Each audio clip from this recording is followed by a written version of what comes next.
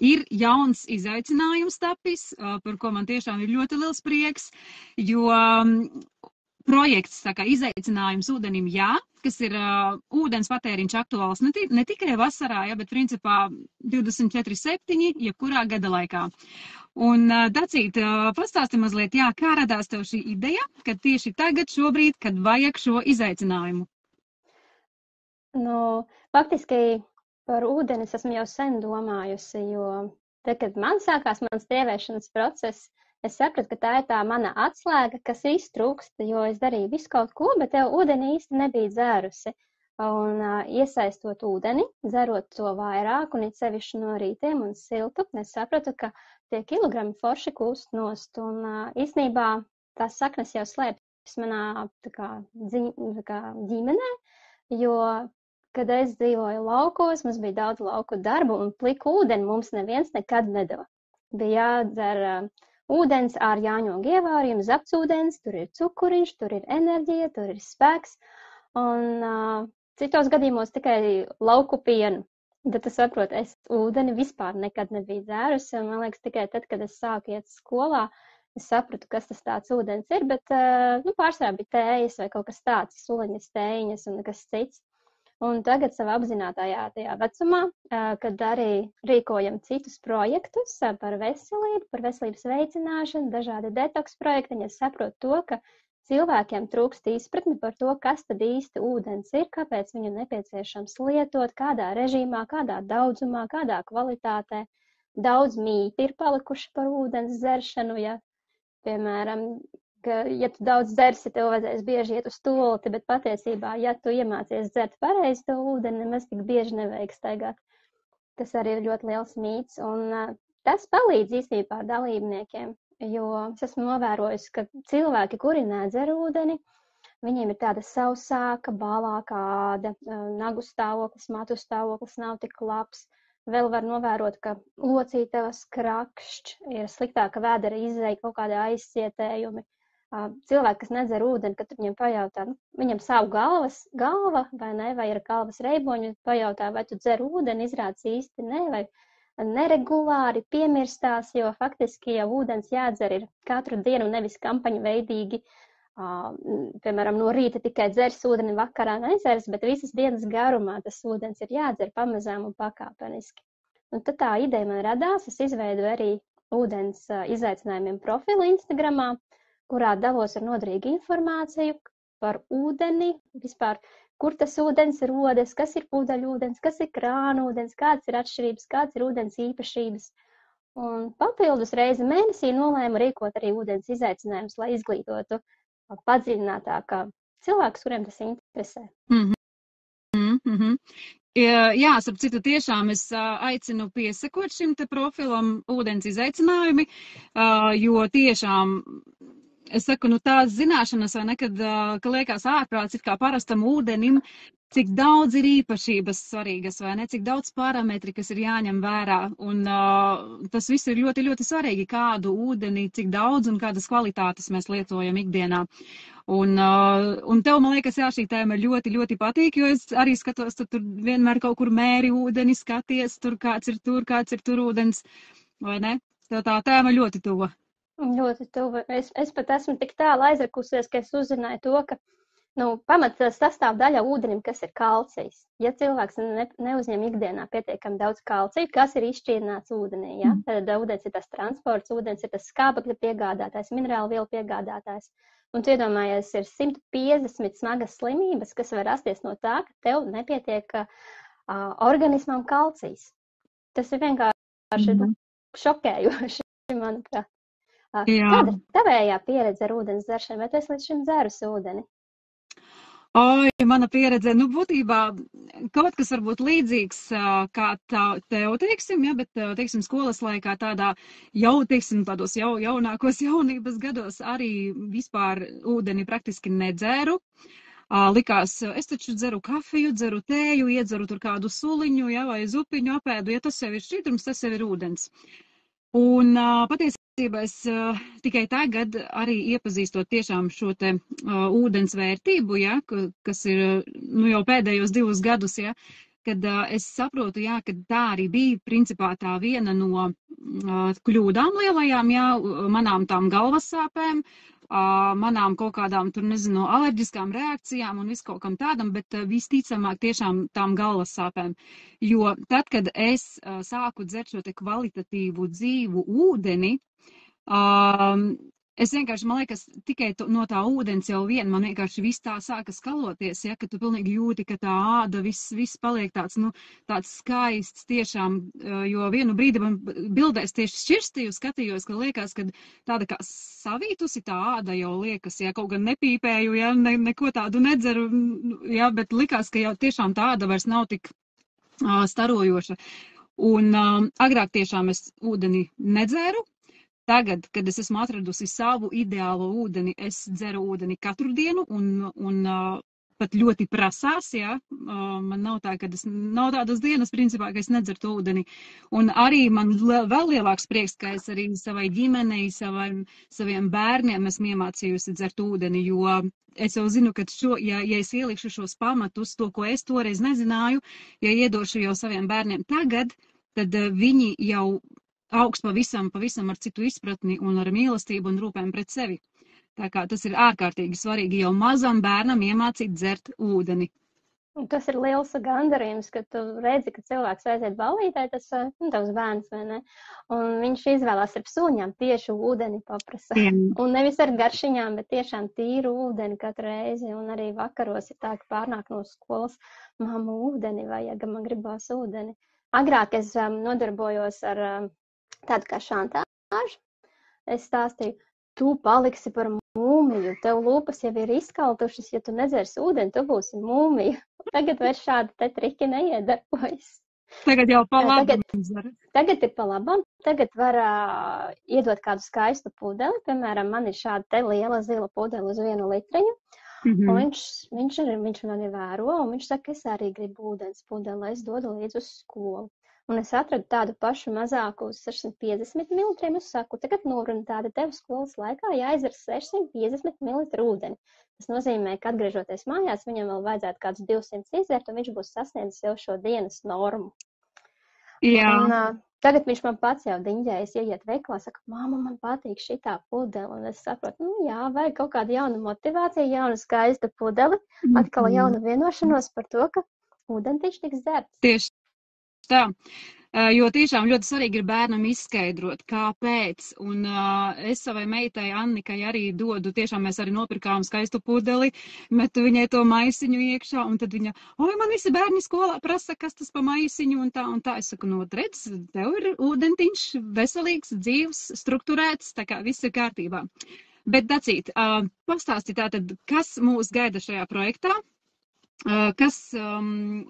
kāda notiks šī darbība? Ko tur varēs iegūt? Jā.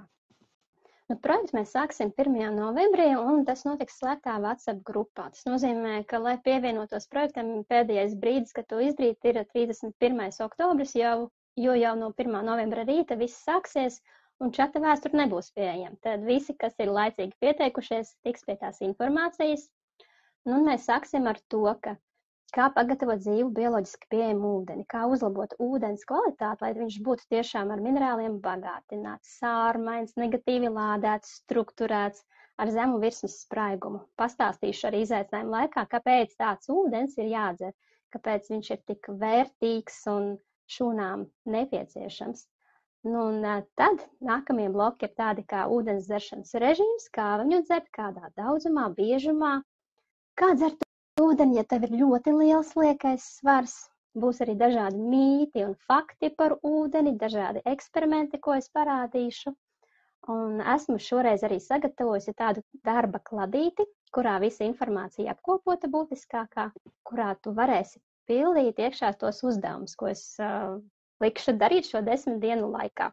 Tātad būs jānovērtē, kā tu jūties pirms izaicinājuma, kādas ūdens trūkuma pazīmes tu jau tagad jūti, un pēc tam noslēgumā būs tāds pats testiņš jāaiziet arī atbildot uz jautājumiem, kas tad ir izlabojies izaicinājumu laikā, kādas ieradumus papildus tu esi ieviesis, kas tev izdevās, kas tev neizdevās, kas bija vislielākais challenge, Un arī es ļoti priecāšos, ja arī dalībnieki padalās grupiņas ietveros vai arī pastāst sociālajos tīklos, ietagojot mani, jo tas uzreiz palīdz nest to vārdu tālāk par to, ka ūdens ir ļoti būtisks un svarīga dzīves sastāvdaļa.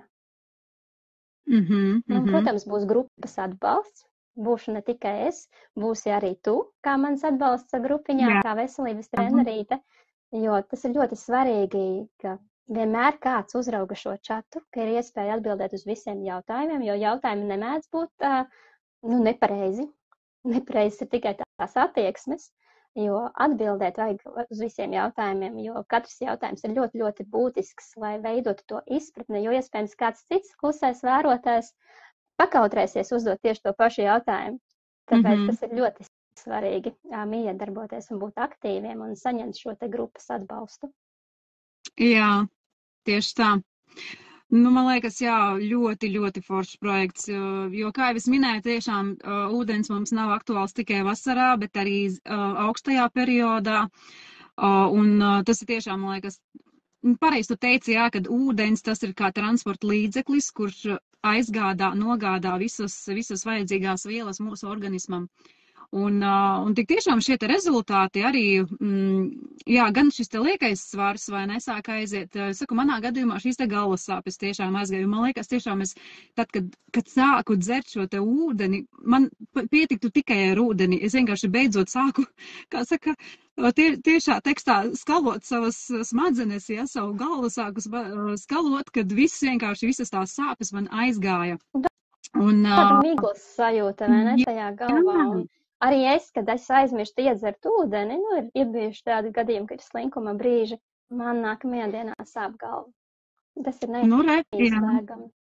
Un vēl, kas, teiksim, no maniem cilvēkiem, no maniem klientiem ir tas, kad ir tā, kad cilvēki atnāk mājās no darba noguruši un viņi grib paņemt kādu relaksējušu vīna glāzi, ja, iedzert vakarā, bet tad, kad viņi sāk dzert ūdeni, viņiem vakarā to vīna glāzi vienkārši fiziski negribas. Tāpēc, kad organisms ir padzirdīts, ja, viņš ir saņēmis ūdeni, visas šūniņas ir padzirdītas, pabarotas ar mikro-makro elementiem, un tu vienkārši sev tā vīna glāze vairs neiet iekšā. Un man, starp citu, vēl ir tā, ka man pat kafija no rīta, ja es tātad katru rītu dzeru šo te ūdeni, es pat knapi to savu lielo kafijas krūzi izdzeru. Ja reizēm pat ir tā, ka es tikai pusi varu izdzert, jo man organisms ir padzirdīts.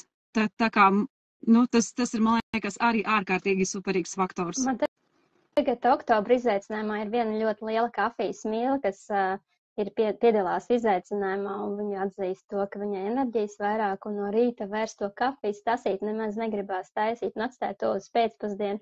Tādu kā rituālu, tādu kā panašķošanos ar kafiju, bet, jā, ja tu visu dari pareizi, tev samazinās arī apetīte, tev vairs negribās tik daudz ēst, vairs negribās našķoties ar pēdienreizēm, un līdz ar to ir tas ieguvums, samazinās apkārtmēri, pazūd arī šo 10 dienu laikā kāds kilograms, vai pat 2 kilogrami ir bijuši tādi gadījumi, un ar tām atsauksmēm es arī dalos savā storijā, esmu ielikusi iekšā tajā rimbulītī highlightos, lai visi var redzēt, kas tad notiek, kad tu dzer tādu dzīvu bioloģiski pieejamu ūdeni. Jo tie stāsti, ko cilvēki paši pastāsta, ir brīnišķīgi. Jā. Bez tiem jau nevar iztikt. Tā ir milzīga vērtība. Tāpēc, mīļie, pieņemiet šo lēmumu un piedalieties šajā izaicinājumā, jo veselīgie ieradumi, tas ir tas, kā mēs sākam pamazām mainīt savu dzīvi uz labāko pusi.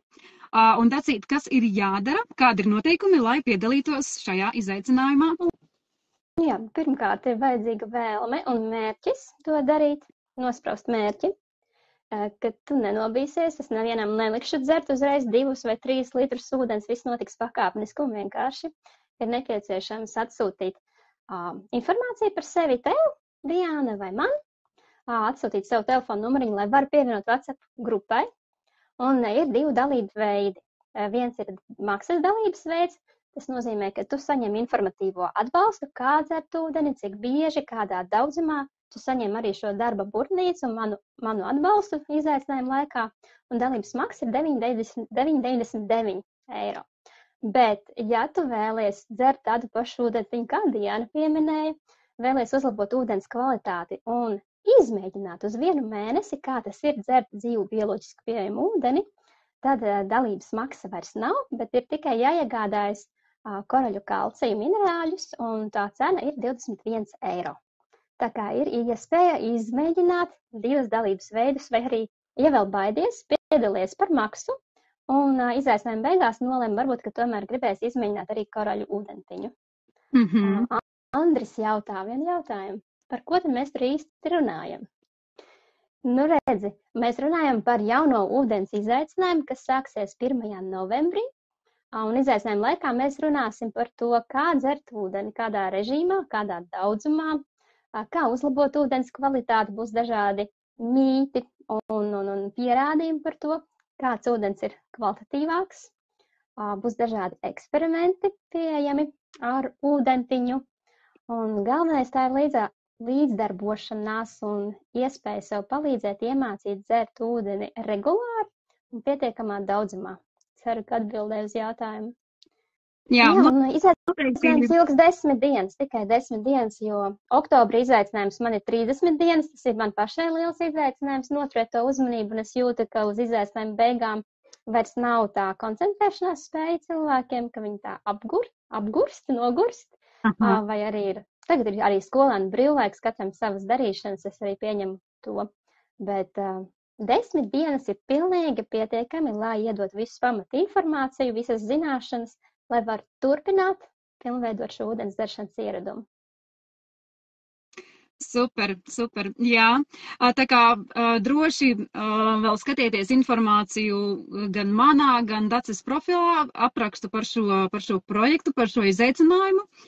Un tā kā droši, jā, ja kādi jautājumi arī variet rakstīt privāti man vai Dacei, un aicinām tiešām jūs pievienoties šim izaicinājumam, jo tas pat nav kā izaicinājums, tas ir tāds tiešām, tā ir tāda vērtība, es saku, ko mēs ļoti daudzas problēmas tiešām varam atrisināt, dzerot tikai un vienīgi kaut vai ūdeni, šo te dzīvo ūdeni, kas tiešām palīdz mums, nevis tikai mūsu, teiksim, jo laikam ar tiem parastiem ūdeņiem ir dažādi, vai ne, kad visādas tūs, kas var rasties, un ļoti svarīgi ir, lai šis ūdentiņš izdara savu darbu un ātri vien pamet mūsu organismu. Jā. Bet par šo visu Dace jums droši vien noteikti stāstīs. Un tiešām piesakieties pie Dianas, visi, kas viņu pazīst, jo viņa ir fantastiska veselības trenerīte, viņa daudz ko pastāstīs, palīdzēs, un arī grupiņā viņa būs iekšā iekļaut, un viņa varēs atbildēt uz daudz jautājumiem. Kā droši, vēl cik vēl dienas palikušas? Cik tad ir? 26, kādas 4? 5. Laikam, 4-5, jā. 31. oktobris būs noslēgums, jā, tā kā. Skatāties, padomājiet. Jā. Nav ko zaudēt nemaz, es domāju. Tieši tā. Tikai un vienīgi iegūt. Nu ko, paldies tev, Dacīt, paldies tev par šo sarunu, paldies par šo foršo izaicinājumu, un tādus, es domāju, vajadzēs tiešām regulāri taisīt, jo cilvēkiem atgādināt ik pa laikam par šo nozīmīgo, svarīgo elementu kā ūdens.